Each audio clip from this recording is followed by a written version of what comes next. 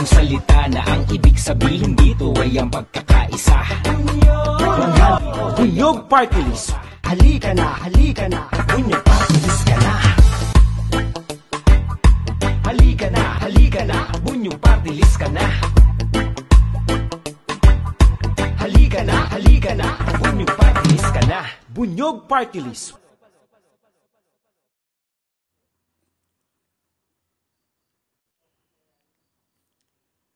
Yan, magandang araw mga kabunyog, mga kababayan. Kulik Soliman ang malupit sa katotohanan. Nag-live tayo, no? Merry Christmas and Happy New Year. Sana talagang payapa, masaya ang ating Pasko, no? Alam niyo naman, pagka Pasko, talagang dapat talagang nagdiriwang po tayo, no? Pasko ng katotohanan. Ngayon, gusto sana natin magpaka-positive ngayong Pasko, di ba? Dapat positive ang mga topic. Hindi ko lang kasi matiis po na hindi mag-vlog. Maikling vlog lang ito. Ito kasing si Harry Roque, Paskong Pasko nanloloko pa rin. Ayoko sanang bumoljak ng Christmas Pero hindi kasi pag may naririnig tayong kasinungalingan, talagang nagiinit ang bungo natin. Dahil alam nyo naman tayo sa bunyog, pag mga panluloko, pambubudol, kasinungalingan, galit na galit po tayo dyan. Yan po ang ginagawa ni Roque. Nagdadrama-drama itong Judas na ito. At siya'y piling na pakawawa, piling pa-api, piling pa-victim, ay nanloloko Paskong Pasko. Kaya boljakin natin kahit Pasko, di ba? Walang exempted, ano? Kahit kung si Herodes nga, di ba? Anyway, ano ba mga pinagsasabi ni Roque? Yun nga, sa kanyang live, first time daw niya na ang kanyang mga anak ay hindi nila kasamang mag-asawa. Bakit kasi? Simple lang naman yan Sino ba kasing nagsabi kila Roque na magtago silang mag-asawa? Sino bang nagsabing magtago kayo? Anyway, wala pa naman sa kanila talagang kaso sa korte. Contempt order pa lang naman po yan ng Quadcom. At sila nga'y pinaaresto dahil ayaw nilang magpakita sa Kongreso. Dahil ba alam ni Roque na kapag siya'y humarap sa Kongreso, mapipilitan siyang ibigay yung mga dokumentong hinihingi ng Quadcom. Tungkol po ito dun sa mga dokumento ng Biancham properties nila, yung Biancham na sinasabi pong may kaugnayan sa Pogo. Kasi ang gustong malaman ng mga congressman dyan, bakit sila biglang yaman? Kung wala ka naman tinatago, wala kang ginawang katarantaduhan, bakit hindi mo yan ibigay sa Quadcom? At ikaw ay tatanungin tungkol dyan. Simpleng-simple. Tapos ngayong araw ng Pasko magdadrama. Itong si Butanding, di ba? Hindi bagay hindi bagay, ano?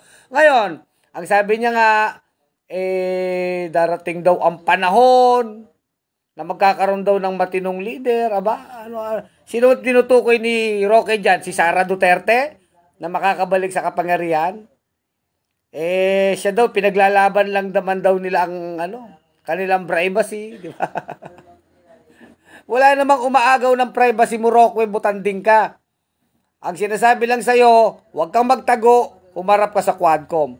At dahil ayaw mong humarap sa Quadcom, at pilit mong itinatago yung dokumento ng Biancham, na sinasabi dyan, bigla kang yaman, biglang taas ang halaga ng Biancham, saan galing yung kwarta na yan? Saan galing yung mga transaksyon mo? Yan ang gustong tanungin ng Quadcom. Ayaw mong isubmit ang dokumento. Kaya ka nagtatago, pati kasama asawa mo. So kayo ang may kasalanan kung bakit kayo nagpapaskong tago kayo ng tago. Mga Paskong tago. Kasalanan mo yan, Roque. Dahil kung hinaharap mo lamang ang Quadcom, hindi ka sana pugante ngayon. Di ba? At siguro alam ni Roque na magiging patong-patong ang magiging kaso niya. Maaring yan na po ang magiging susunod sa korte.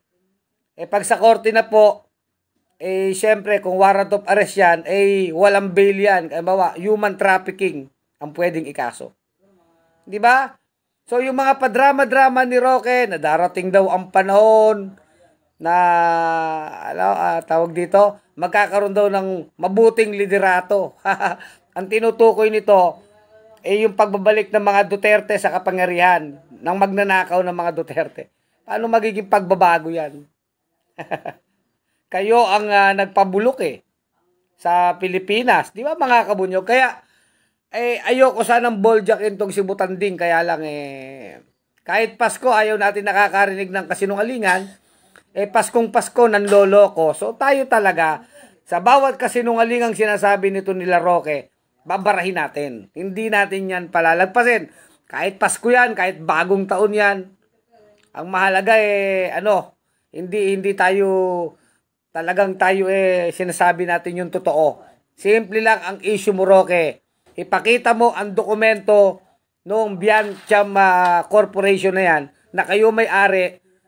Bigla kayong yaman dyan, biglang tumaas po yung value ng Biancham na sinasabi sa panahon po ng mga transaksyon sa Pogo. Di ba? Kung yan naman pribadong negosyo nyo lang na walang kinalaman sa Pogo. Bakit hindi mo ipakita ang dokumento at ikaw at si Myla Roque, kayong mag-asawa, humarap kayo sa Quadcom. Simple as that. Diba mga kabunyog, mga kababayan? So anumang drama mo, Butanding, parang lang yan luha ni Judas. Luha ni Judas yan. Luha ni Herodes yan. Kasi hindi mo pwedeng itago ang katotohanan. Kung ikaw nga nagsasabi talaga ng totoo, lumantad ka. Sinungaling kang Butanding ka. Alam mo sa sarili mo, alam na asawa mo, may ginawa kayong katarantaduhan, pinrotektahan mo ang Pogo, alam mo yan sa sarili mo, kaya ka nagtatago, kasi hinahabol ka na ng batas. Eventually, ikaw ay kakasuhan, pwedeng human trafficking at marami pang kaso, at wala yung piyansa. Di ba? Ganun po yan. Alam nyo, yung sila Alice Go nga, yung peking Pilipino na yan, yung si Alice Go, yung si Guwaping na yan, yan po'y nagpetisyon sa korte para makapiyansa. Buti na lamang hindi po pinayagan ng korte. Di ba?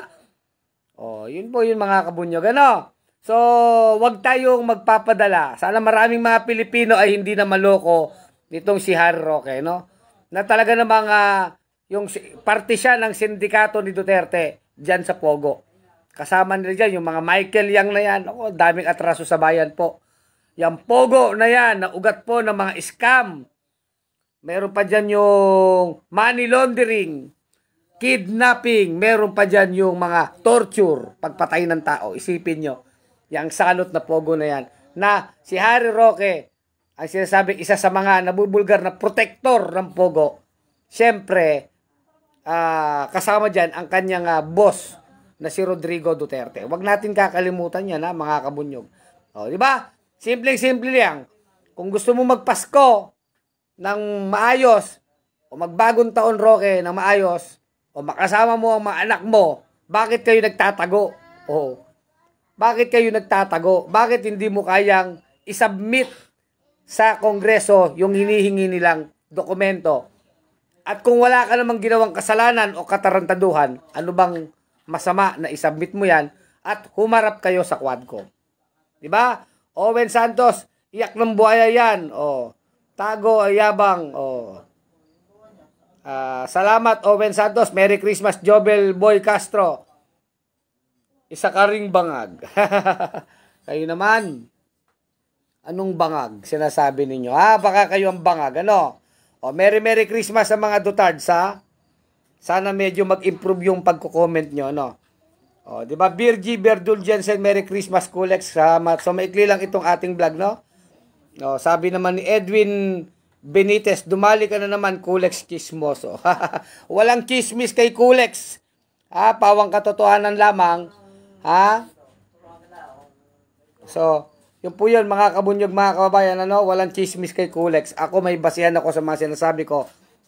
Bakit hindi mo itanong Edwin Benitez kay Harry Roque kung bakit siya nagtatago? Yan ang itanong nyo kay Butanding. Bakit ka nagtatago at ayaw mong ipasa ang dokumento ng Biancham na yan? Na ikaw ay biglang yaman. Di ba? Pupi-copy. Good PM ka, Kulex, Bunyog, pagkakaisa para sa katotohanan. Kung walang kasalanan, itong si Roque, bakit magtatago? Mahuhuli din yan. Kaya nga eh. Tapos padrama-drama ka, di ba? Eh, walang maniniwala sa luha ni Judas, di ba? It would be unfair kung di makulong ang bakla. Sabi ni Luis Serbinas. Ako wala akong issue kung bakla siya o lalaki siya. Hindi issue sa akin yung gender niya. Ang issue sa akin, yung ginawa niyang katarantaduhan, yung ginawa niyang pagpoprotector sa pogo. Yan ang issue natin, di ba? Kabunyog Luis Serbinas, di ba? Kung bakla siya, kung butanding siya, wala akong comment doon. Di ba? Eh, may asawa nga siya, di ba? Si Myla Roque, nagtatago sila, di ba? Oh, Peter Lu Montero, good evening po. Salamat, Jun Bongat. Pansin ko lang, pag Dutertads, tanga. Yung ba sabi mo, ano? Yung bang napapansin mo, Jun Bongat? Napansin ko din, no? Eh, alam nyo, sana ngayong Pasko, magbabagong taon na, mga DDS, sana naman, medyo naman, sana magamit nyo na ang common sense nyo tsaka konsensya. Yan lang ang hiling ko sa inyo, no? So, maikli lang ito. Edgardo Suarez, nanonood. So, Sir Jimmy De Vera, alam ko nanonood. Sir Arcel Anyes, binabati ko po sa sila Kabunyog, Rudy Endaya po ng California at si Sir Chavez ng California, no? Rodolfo Rudy Endaya po ng California, Ma'am Ninya Rodriguez ng Hawaii, si Jose Ahero, June Labandero ng Mindoro Oriental, sila Ma'am Joy Mijares ng Mindoro Oriental, Ma'am Ina de la Cruz ng Japan, mabuhay kayo dyan, Sir Jimmy De Vera ng Bulacan, So, Sis Daisy Biliganyo at sa asawa mong si Sir Jude, Merry Christmas, di ba? Si Clarissa at sila Edwin ng Nabotas, Edwin Sinanggote, Joselito Samson. Pasko na, maligo ka naman, Kulex. Ayan na. Bakit yung paliligo ko, iniintindi mo, Joselito Samson? Huwag ka mag-alala. Araw-araw akong naliligo. Interesado sa paliligo ko, tolo. Alam mo, Joselito Samson, mag-comment ka naman ng medyo maayos. Yung may katinuan naman, napagalat ang bobo ka Pati paliligo ni Kulex, inaalam mo, di ba? Natatawa. Merry Christmas pa rin sa inyo, ha? Mga Dutards, ha? Dalangin, pinagdadasal ko pa rin kayo.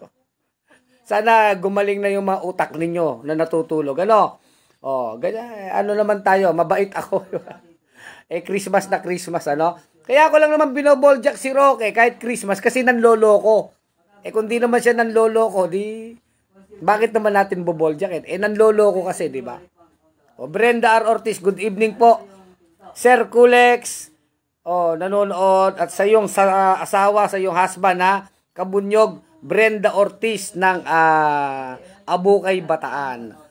Di ba? Yung mga kabunyog natin dyan sa Abukay, So hanggang dito na lang ang ating vlog, Wag magpapapaniwala sa mga luha ng mga Judas, ng mga padrama-drama. Wag po tayong maniniwala diyan. Maniwala po lamang tayo sa katotohanan. Doon lamang sa katotohanan at kung ano ang kabutihan ng bayan. Merry Christmas, Kabunyog, Kulex watching. Jasmine Celso, Gary Diego, stress na si Roque, di ba? Orlando Carbo, basta dikit sa mga Duterte, masasamang tao, sabi ni Lando Carbo, So hanggang dito na lang ang ating vlog. Kulex Soliman, ang malupit sa katotohanan sa Bunyog Pagkakaisa. Merry Christmas at Happy New Year, mga Kabunyog. Roger Santos Carion, good evening po, Sir Kulex. Kulex Soliman, ang malupit sa katotohanan. Merry Christmas, tuloy ang laban. May kulanong salita na ang ibig sabihin dito ay ang pagkakaisa. Bunyog Party List. Halika na, Bunyog Party List ka na. Halika na, Bunyog Party List ka na. Sa susunod, ang atinang suportahan, Bunyog Party List, nagtataguyod ng katotohanan, lumalaban para sa bayan.